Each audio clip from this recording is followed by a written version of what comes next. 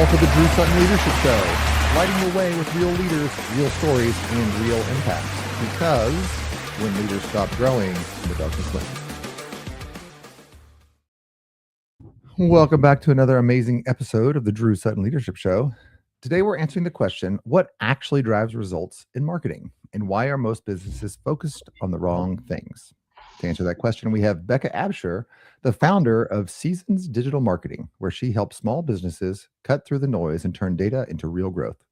From scrappy startup hustle to scaling smarter with systems, she brings a behind-the-scenes look at what marketing actually takes today, combining analytics, AI insight, and real-world execution to help brands go from zero to unstoppable. So without further ado, welcome to the show, Becca.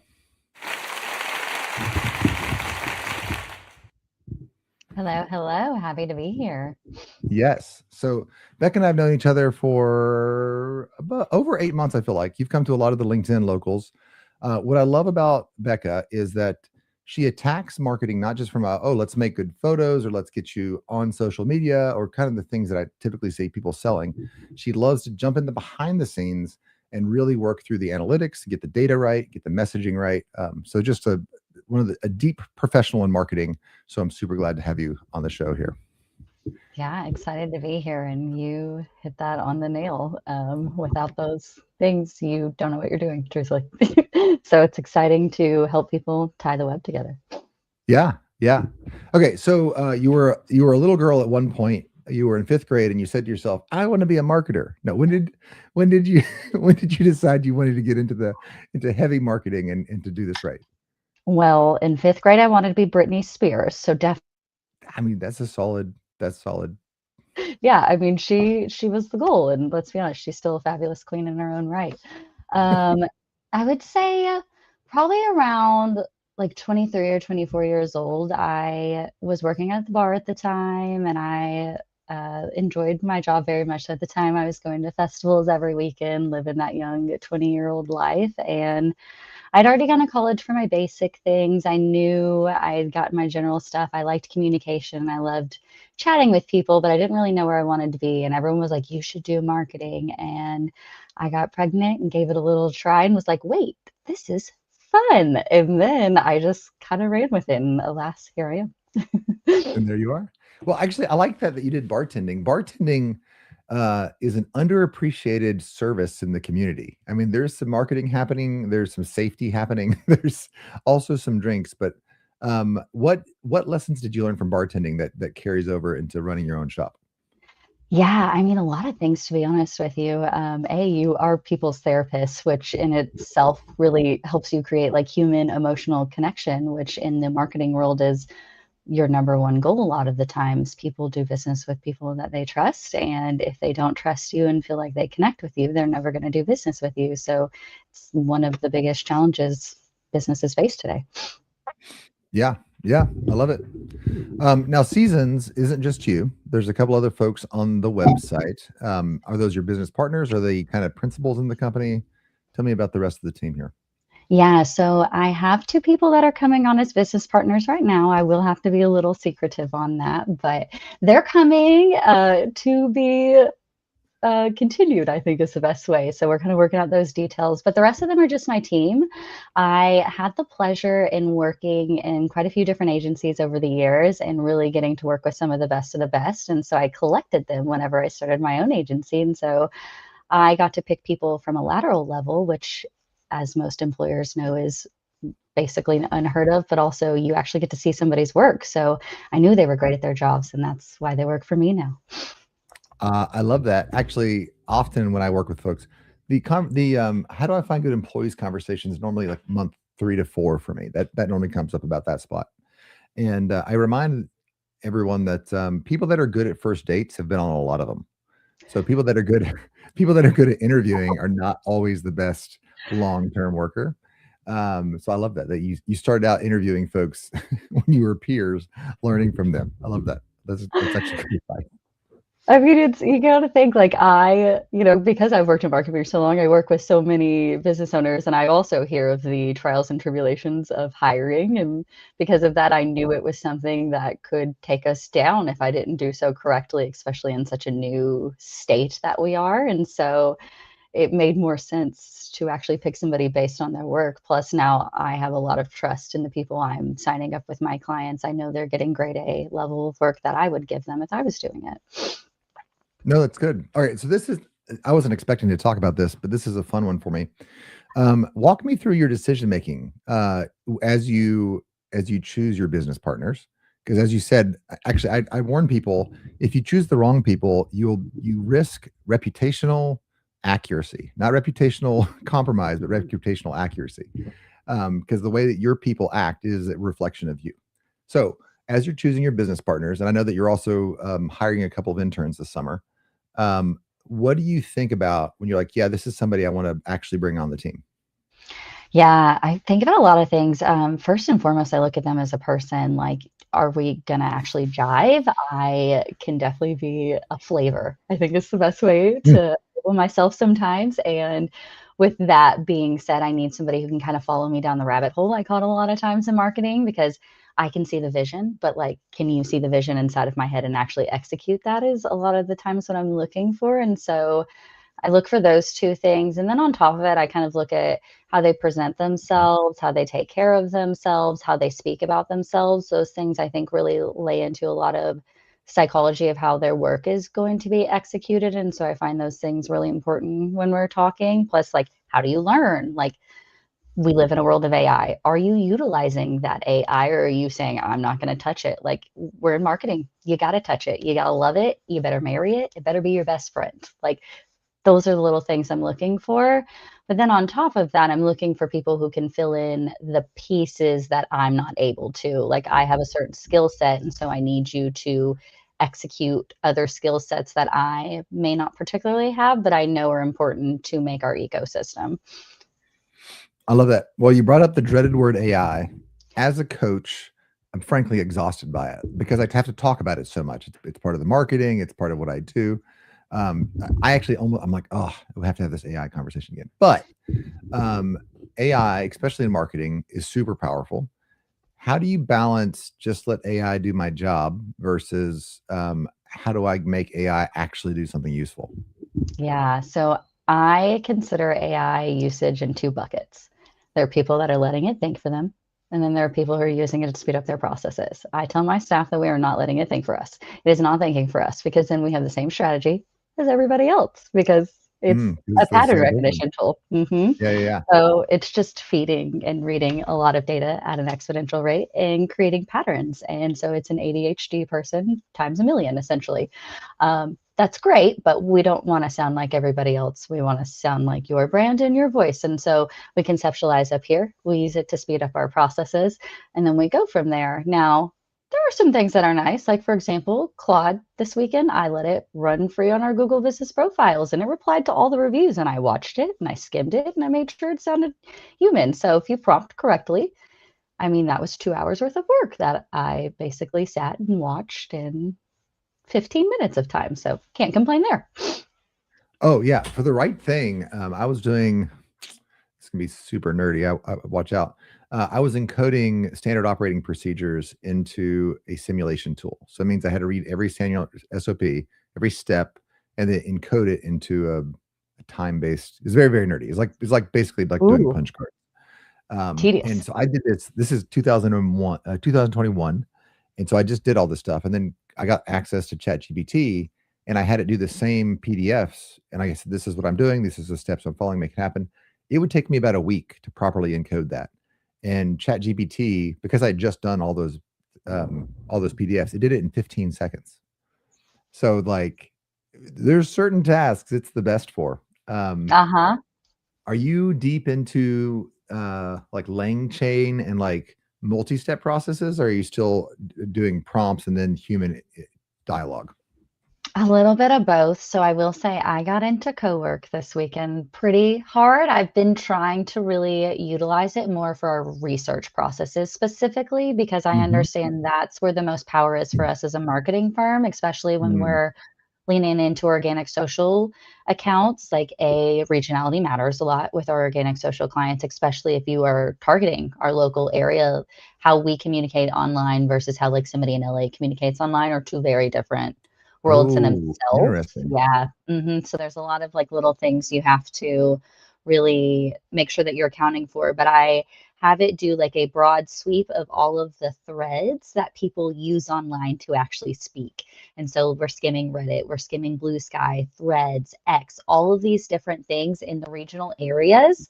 And then we're compiling a research doc that way. And so I brought on a client for roofing, and I figured out all 500 things that people have been talking about in roofing in our local area for the last like 10 years via like heavy research. It took the AI 10, maybe 10 minutes to make a doc of 500 items for me. That would have taken me days to get that compiled, to even review it, to understand what's going on. So this is, I love this because this is a great example of using AI smartly, making the workflows to pull all that and then to put it into some sort of document you can, but it also speaks to what people are not doing in marketing. I think that a lot of us go to marketing. I'm like, I'm in roofing. So who's my ideal client? Anybody that has a roof, maybe somebody that needs their roof repaired, maybe somebody's got a 25-year-old roof. And then, we go to Google and we ask a couple of questions, and then we're all right. That's my ideal client, and that's my core message, and we run with it. But that is not market research. That is scratching the surface of market research. Facts. So let's just talk Interest about some of the stuff motivator. that folks aren't doing that they really need to do if they want to set themselves apart. Yeah, I mean, first and foremost, when you're talking about a ICP. And so when you're defining that, you're talking about the demographics right now. Those are great, but we need to figure out more about this person in general. Do they like to golf? Are they car fans? Do they happen to all have similarities in hunting? These things can correlate into ways that we can target when we do paid media later. But also, when I'm creating content for you, then I know what areas we need to be leaning into. For example, if we're doing a luxury men's boutique, I can assume you probably like going to Keeneland. So I'm going to make content based around Keeneland, because that's why you're buying a custom suit most likely, and that's your interest, is horse racing and things of that nature, like bourbon most likely, and these little correlations. And so when you actually take the time to define those things, you have a much clearer picture of who you're talking to. And in marketing, if you're talking to everybody, you're talking to nobody. If you're talking to somebody, Mm. talking to somebody. So right. So the very, very old school joke was you're always wasting half your advertising budget. You just never know which half. Right. And that is from billboards, and that's from TV shows where I'm throwing a dart out. I'm like, I think these are the people that care. And then it's a static post. I mean, it takes a while to make a billboard. It's going to be up there for a couple of months. And I don't really know how many I know how many eyeballs saw it, but I don't know how many of my eyeballs saw it. My ideal client saw it. I love what you're saying there, where you can, if you do the proper research, then you can start tailoring little tiny campaigns at the right people in their buying moment. All right, so that's kind of market research. Do you do any benchmarking? This is excuse me. Somebody's at the door. Obviously. Yeah. I tell you what, I'm gonna put my mic on mute. Talk to me about benchmarking. It's something that we do in the corporate world. It's actually a big part of our yearly cycle, but I don't think small businesses do this. So talk me through benchmarking. Yeah, it's actually ironic you talk about this right now. So I'm working on an investor's deck today. Actually, I've been working on it all weekend. And benchmarking is exactly how this small business that I'm creating this deck for is going to actually see the effects of our marketing. They historically had always done a little bit here and a little bit there, and nothing was being tracked. They didn't have their Google Analytics set up. They didn't have Tag Manager set up. They didn't have any Microsoft Clarity on site. And they had not actively been tracking anything to even see if the revenue had been going up or things of that nature. So what I do is I actually create a giant spreadsheet, and I am probably a a little extra for this because I don't just like put in your revenue and a couple like small random metrics. Like I'm diving deep. Like I'm checking how many Facebook followers you have. I'm checking the demographics on those Facebook followers. I'm looking at your analytics traffic. I'm looking at what sources it's coming to. I'm looking at what events they're taking. Like I'm getting into the weeds when you first sign on board with me because that lets me know where we're starting, but I can also use that to figure out like where do we need to go next, or like is there a blaring red flag where I'm like, you are wasting tens of thousands of dollars, maybe we should not be doing this anymore. So when we Yes. take time to actually write that stuff out, then we actually know what's going on. For example, I've been pulling their data this morning, right? So they sell food. We've been working really hard on growing the neighborhood bar feel for them. That's been like their main concern, that people just don't know that they're open for more than like a late night of fun, Ah, essentially. Yeah, exactly. So I started pulling their numbers. Well, March, their food has doubled at this point just from turning on ads on Meta because their neighborhood didn't know they existed because they are attached to 15 other buildings in Nulu and their sign is yay big. And when you're driving down a street that's got 7 parking spots, you probably aren't going to know they're there. And so yeah. they got missed. Yeah, no, this is good. What I love about this is so often, like I was in a conversation the other day, and the client said, "I need to figure out marketing," and that word, there's so many things in that word, and this is this sort of like deep dive into what's actually occurring with my competitors, what's actually occurring for me. I think that folks get sticker shock when they look at a price tag, and they're like, "Well, why do I need to be spending $2,500, $3,500 on marketing?" Including ad spend sometimes. Well, It's the number one you're concern I hear. yeah, and but then you do what you're talking about, like they've doubled their sales, they've tripled their sales, and you're like, well, ROI. what's your return on investment? What's your return on advertising here? Yep. Um, what is something that you all do that you think more people should be doing after you've gotten a really good baseline? So here's your baseline, and here's the metrics, which by the way, as an operator, as a kind of a fractional COO, not a lot of people have lead metrics or lag metrics. They just kind of like throw some money out there, hope it comes back. What are some things that people should be doing once they have an ad campaign going? Yeah, I mean, before they even get the ad campaign going, they should have all their tracking set up. Like, you should never be running an ad campaign if you can't actually attribute your ROI or your revenue or your leads or whatever your goal is directly to your paid media. If you haven't done that, then your paid media has no idea what you're trying to do. And so you are factually part of that waste. And they put out, it was like probably 2 or 3 years ago, Google put out a giant thing, and this was like before AI has really turned into what it is.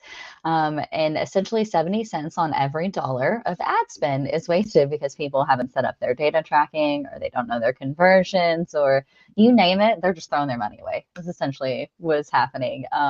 So if you got to that point, I hope you've at least set up your tracking. But if you actually have successfully activated paid media, what you should be doing is looking at what's taking off, what's working well, and then leaning into that on your organic. So, for example, if the lifestyle videos are doing really well on your paid media, that means your organic now needs to have a lot of lifestyle. And that's what they want to see from you. You're using the data to drive your decisions, which is always the key. Yeah, no, I love that. So you're talking about A/B testing. You're talking about leaning into what's working, right? So we're testing small, and then we're amplifying that, and then we're testing small, and then we're amplifying that. Um, how often or how long does it take to figure out what's working, and how often should I be changing that? Am I changing it once a month? Am I changing it every couple of months? How fast should I be updating my advertising campaigns? Yeah, that's very dependent on the platform and the client and the traffic overall, to be so honest with you. I'd say like rule of thumb is like 2 weeks is a standard a lot for A/B testing, but if you happen to be somebody like a bar, and you're probably getting a substantial more amount of traffic than a financial firm on your ads, right? So Right. we can speed up your A/B testing a little bit. The goal is to just get a couple thousand people that have viewed and interacted with that to have a little bit of control for your data.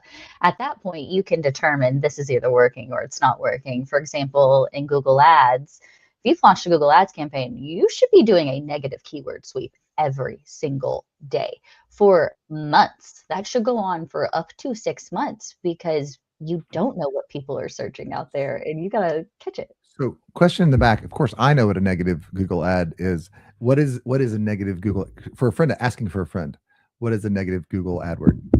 Yeah, absolutely. So when you are inside of Google Ads, we have our target keywords, which is, for example, like coaching near me would be a really good one for you, right? Right. But a negative ad keyword for you would be something we don't want to show up for. So for an example for you, it would be like relationship coaching near me. Okay, well, you got the coaching near me, and Google would flag coaching near me and be like, this is what we want. Well, the relationship part is not what we want. So we need to now negative that keyword so we don't show back up for those ads again. When you aren't negativing your keywords, you're essentially just allowing your ad spend to run wild for whatever someone is searching inside of your target location that day that could loosely be formulated around your target keyword, which will almost always have 10,000 other avenues than the way that you are using that keyword. Yeah, no, that makes sense. I think that narrowing in on the search, I run into this in engineering a lot and in operations. It's one thing to do something well, it's another thing to be sure that you're not going to do it wrong, right? Which is kind of your positive AdWords. This is what we do, and this is what we don't do. And it's this is what Mm-hmm. we don't do that as humans, I think we don't think about because it's negative space. It's behind the flashing light, but it's a lot of wasted time if you are advertising. I'm selling shoes, soccer shoes, and I'm getting golf shoe ads, just wasting it's in front of the wrong person, right? And that's Yes. the whole. So this is kind of why I wanted to. Well, this is very much why I wanted to do on the show, because we've run through a couple of different we've run through a couple of different platforms here. We've talked Google, we've talked Facebook, we've talked generically other media platforms. How many platforms? Let's say that I'm a company. I think your ideal client size is probably five. Sorry, more like 10 or 30 people, right? So what is that about right for you? What size companies do you work with? I'd say we're kind of all over the map. We definitely work with small businesses, but we also work with enterprises. I mean, we can cover a literal worldwide campaign. I thankfully in my previous, work history have had the forever lucky chance of getting to do worldwide campaigns. I've gotten to do New York City marketing. I've gotten to do several locations in LA, several locations in Austin, San Fran, you name it. Large city in the United States, I've probably marketed in it. So because of that, we're kind of, fitting whoever needs marketing services. Our main thing is really looking for people who know what their goals are and are ready to grow actively with those goals. We don't want to be leaning in on the people who maybe don't understand what ads are. We want you to understand what your ads are, what they do for your marketing funnel, and why it's important. So that way we can really grow and flourish your business. Because if you understand the purpose of the ads and the website and the social media, then I can make you understand how it all ties together. And then we can potentially 4x your business in one calendar year. But that tends to take budget. Unfortunately, like, small business starting out, I couldn't afford my own marketing suite right now. I'm not there yet. It takes time. Yeah. No, I love that. It really does. Well, it does take money to pour in, but what you kind of glossed over there, and you and I were having an offline chat, and I think this is really important for people to understand. Old advice was, focus in on your niche. If you're in Facebook or Meta, focus in on Meta. If you're in Instagram or TikTok, go to TikTok. If you're in Spotify, go to Spotify X, whatever. You But don't the want that anymore. yeah, talk to me about that. Yeah, so AI, your favorite word. Well, that little AI changed SEO, which was search engine optimization, to answer engine optimization, AEO, just SEO, plus all of these other little things. So, well, guess what those other little things are? It's your listings, it's your organic social media, it's how people are talking about you on Reddit, it's your Yelp, it's all of these little platforms where people interact online. That encompasses your AEO. So, in order to be visible in today's new search, you need to be everywhere. And if you're not everywhere, you're probably not being cited because it's looking at you and saying, oh, this website doesn't load. I can't even get on it. They only have one social media platform. This is probably a scam. Thank you. Next. That's how the AI looks. Mm, We've got a whopping 10 seconds to get there. So, welcome to the world of AI. And unfortunately, you've got until the end of next year to be ready for that. Google announced like month before that, December 2027, all searches will have the AI blurb on top. So, if you're not taking that seriously now, you will be when your website doesn't show up on Google anymore. Yeah, that's a massive hit. I've said this for Mhm. years with my kids. Um, there's slow and steady wins the race, and I think that a lot of I'm going to be a Gen Xer here or Gen Zer here. A lot of boomers think, slow and steady wins the race. The wisdom behind that, of course, is focus in on what you're good at and have the discipline to execute really well at what you're good at. But what I would tell my kids is slow and steady wins the race, unless you're racing fast and steady, right? You can't beat Usain Bolt just because you're slow and steady. He's just going to crush you. So Yeah. AI is kind of that scenario. It used to be slow and steady wins the race. Focus in on your niche it down.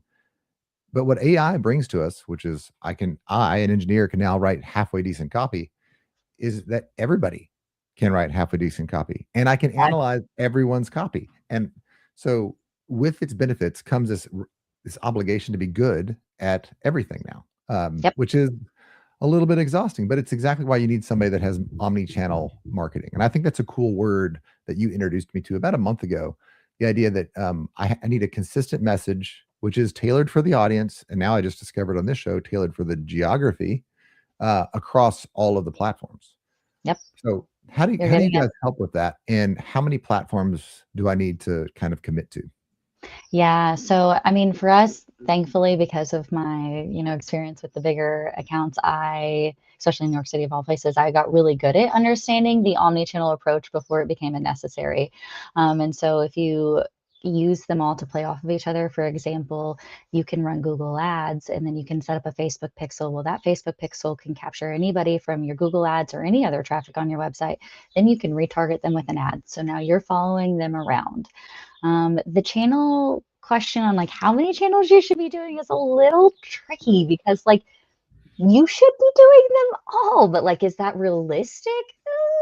Like, probably not. Like, you can go check out my socials. There's like 2 posts on there. Like, I don't have time yet to do that. I am one individual also trying to start a business, run a team, make our team work together, take on clients, do sales. Like, I'm one person, and that is most small business owners' feelings, is everything I just said. And so, because of that, I'd say like the core ones that really matter is your website, because I tell everyone that digital marketing is like a house.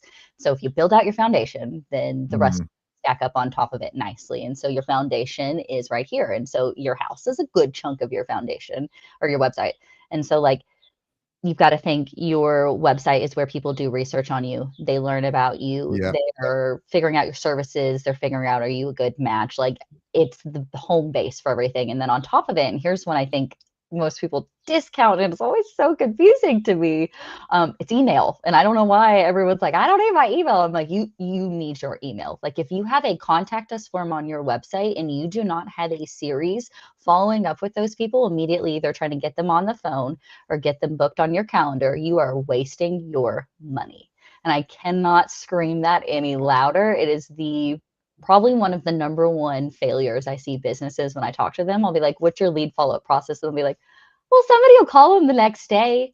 What do you mean? No, your competitor picked up and they already got them a quote. So now you've lost that lead that you just paid $300 for.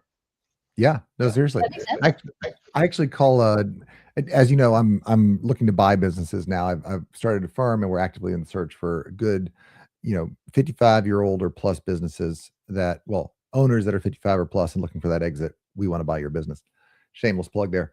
But one of my favorite businesses is HVAC, because when your heater goes out and it's in the middle of the winter and your pipes are about to burst, the first person that answers the phone and sends the tech out, they get the business. Facts. And pretty much I'm going to pay them the number that they tell me. Like there's no real negotiating power here. Yeah. So I don't want my house to flood. That's either I'm paying 8 grand now or I'm paying $500,000 later because I just tanked my house. And I might even have the wrong insurance policy where it's not even going to cover it. And now I'm out of house. right. So we're paying right now. This is what we're doing, right? Hmm. But that moment doesn't happen if you don't have the follow-up sequence. Correct. And one of my most painful things, because we met through a networking event, um, fortunes in the follow-up. Like people go when they meet people, well, guess what? Becca's probably not going to buy from me on day one. She may not buy from me in day 6 months, but she probably knows somebody. And if we're consistently touching base and we're nurturing the relationship, then the deals start to flow a little bit later, right? And that is 100% email. Yeah. If you have folks that touched your website, you're probably not going to jump on a 15-minute call with them right away, but you can definitely reach out to them. You can get that 15-minute call scheduled, and all of that should be automated. Yeah. 100%. There are so many for so low price. So do you help It's that? Do you install a CRM as well, or is that kind of not your bailiwick? Yeah, so we totally help with all of that. We love automations. It actually is one of our probably more favorited services. Um, Okay. I think it's fun to kind of create the eco structure, and there's a lot of automations where you can kind of use like the user behavior to split them up and change how you're speaking to them, which is also really crucial when you're setting up automations. There's, the really basic ones where you're like filled out form on website. Thanks for filling out a form. Put a 15-minute on my calendar. Okay. That's basic. All right. Well, they opened it. They didn't respond. Maybe we hit them again. Okay. Well, they opened this one, but they didn't respond again. Let's hit them with some different messaging than someone who did not open those first two messages, because this person's at least seen my message versus the other person has not seen my message. They don't even know what we're talking about. So we need to still be at level one versus the other person. Let's get to level two, but let's change our ask a little bit this time because it's obviously not resonating the way we're doing it. But like most automations, like you should follow up with someone 8 times. And networking is so people don't put the power in networking like they do. And a lot of them treat it like social events. And I think that's where people get confused. They are social events, but you should be walking out with 3 leads from every single networking event. That's how I frame it. And like, truthfully, it's funny you say the networking follow up. I have this nice little stack next to us because I told myself that if I can't afford marketing, this is how I need to be finding clients right now. And so I have been calling every single business card I have over the last 2 weeks. I've been able to get 15 calendar meetings just from calling people and saying, hey, I met you this one time. Do you want to go have a coffee? The answer is Yeah. almost always yes. Yeah. It's not that hard. You just got to call people and follow up and make sure you're taking the time to get to know the people that you're meeting, because as you mentioned, like you don't know who's in somebody's network. You don't know how like they know somebody that could help you, that could maybe solve a problem that you're having to make your business get to the next stage or the next level that you're looking for. I love it. I love it. Well, we are running out of time on the show here. You've covered a lot of really juicy tidbits for folks to think on. I'm going to give you the next 2 minutes, just to kind of share with the audience if there's anything we haven't covered, or just share with the audience what's on your mind. Yeah, I'd say like the biggest things is if you're someone out there trying to figure out like marketing or like should you be doing marketing or what should you be doing is, reach out to somebody like me or another professional in the space and just have a conversation with us. Most of us do free consultations. We like hearing about your business. It's actually my favorite part about my job is getting to meet the people in my community and everywhere across the world and learn about their businesses and their whys and their passions and also the things that you've done up to this point in your team. All of these things make the ability to actually market correctly. So take some time, go talk to a marketer. It doesn't have to be a sales call. It can just help you as a business owner reframe your next steps so you understand like, here's my team, here's my capability, here's what we should be doing. Okay, at least you have an understanding of your next steps to get you to where you want to be versus living in the state of doom of I know I need to be doing this, but I don't know what to do and I'm scared to do anything. Don't be scared. Schedule a consultation. I love it. It's hard to beat that. But listen, if you are starting your own business, if you've got some traction and you're ready to scale, if you're prepping to sell your business, if you're an enterprise that lives in multiple cities and has multiple different markets that you're pitching to, you need to reach out to Becca and her team at Seasons. It's SZNS Seasons Digital Marketing.com. You can also find her on LinkedIn, which is LinkedIn/company/Seasons Digital Marketing. Tell her you saw her on the Drew Sutton Leadership Show. Tell her you're looking to 4x your company in the next year. Tell her that you need some help thinking through omnidirectional marketing. You need to build the marketing house with a good, solid foundation. And you want a partner that's not just making you a set of carousels or a set of reels, but has active A/B testing. And if you don't have a CRM yet, talk to her. Automations are the key to growing your business. You should not be hitting that button. For so many moments, you should send that email. You lose confidence. Your kid yells at you. Your dog barks at the door, and then you don't send the email. That is a lead. That is a opportunity missed. Let Becca and her team at Seasons Digital Marketing take care of that for you. Tell her you saw her on the Drew Sutton Leadership Show. And with that, we are out.